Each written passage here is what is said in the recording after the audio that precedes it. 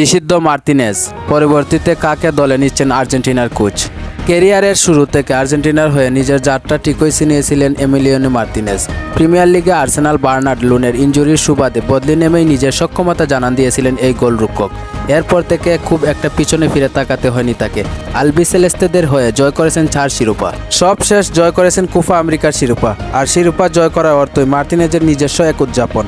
অশালীন এবং বিতর্কিত সেই উদযাপন করে অনেকবারই সমালোচনার মুখে পড়েছিলেন, তবে শেষবারে তোয়াক্কা তিনি করেননি। চিলির সঙ্গে গড়ের মাঠে বিশ্বকাপ বাছাই পর্বের ম্যাচ শেষে প্রথমবার গড়ের মাঠে কোপা আমেরিকা ট্রফি নিয়ে উদযাপনের সুযোগ পেয়েছিলেন আর্জেন্টিনা। সেখানে আবারও বিতর্কিত উদযাপন করেন এমি। তাতে ফিফার পক্ষ থেকে জুটেছে 2 ম্যাচের নিষেধাজ্ঞা, যে কারণে 10 অক্টোবর ভেনেজুয়েলা এবং 16 অক্টোবর বলিভিয়ার বিপক্ষে বাছাই পর্বের ম্যাচ মিস করবেন 32 বছর বয়সী এই গোলরক্ষক। অলিম্পিকের সেই টুর্নামেন্টে আর্জেন্টিনা খুব একটা ভালো না করলেই রুলির পারফরম্যান্সের ছিল চুকে পড়ার মতোই। এমি মার্তিনেজের বদলে তাকে জাতীয় দলে দেখতে পাওয়ার সম্ভাবনা সবচেয়ে বেশি।